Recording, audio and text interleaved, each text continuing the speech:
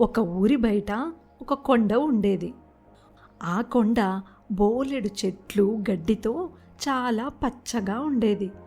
అక్కడికి చుట్టుపక్కల గ్రామాల నుండి చాలా పశువులు మేతకు వచ్చేవి. ఆ కొండ మధ్య నుండి ఒక నదిపాయ ప్రవహిస్తూ ఉండేది.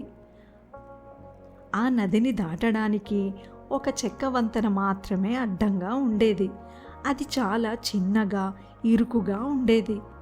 ఒకరి తర్వాత ఒకరు మాత్రమే దాని మీద నడవగలరు. ఓసారి ఒక పొట్టేలు గడ్డి మేస్తూ ఉంటుంది. దానికి నదికి అవతలి పక్కన ఇంకా పచ్చగా ఎక్కువగా గడ్డి ఉంది అని అనిపిస్తుంది. అవతలి పక్కకు వెళ్ళి గడ్డి తిందామని అనుకుంటుంది. అక్కడ ఉన్న ఆ చెక్క మీద నుండే నడుచుకుంటూ వెళ్దామని అనుకుంటుంది పొట్టేలు. వంతెన వద్దకు రాగానే అవతలి పక్కన మరొక పొట్టేలు వంతెన ఎక్కడం కనిపిస్తుంది.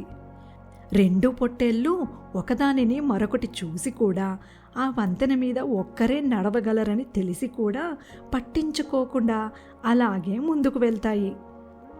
వంతెనకు సగం వరకు వచ్చేసరికి రెండు ఒకదానికి మరొకటి ఎదురుపడతాయి. ఈ వంతెన మీదకు ముందుగా వచ్చింది నేను, నువ్వు వెనక్కి వెళ్తే నేను వంతెన దాటుతాను అని అంటుంది ఒక పొట్టేలు. వంతెన మీద ముందు నేనే కాలు పెట్టాను కాబట్టి నువ్వే వెనక్కి వెళ్తే నేను వంతెన దాటుతాను అని అంటుంది మరొక పొట్టేలు. మా మందకు నేనే నాయకుడిని, నన్ను వెనక్కి వెళ్ళమనడానికి నీకు ఎంత ధైర్యం?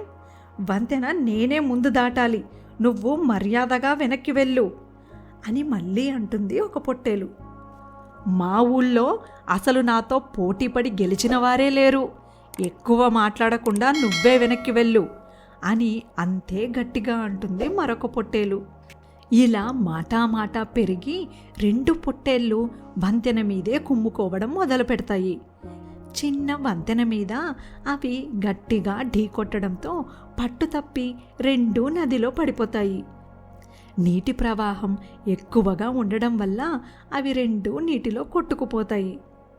రెండు పొట్టేళ్ళు మూర్ఖత్వంతో గొడవ పడకుండా రెండింటిలో ఏదో ఒకటి వెనక్కి వెళ్ళి ఉంటే బాగుండేది.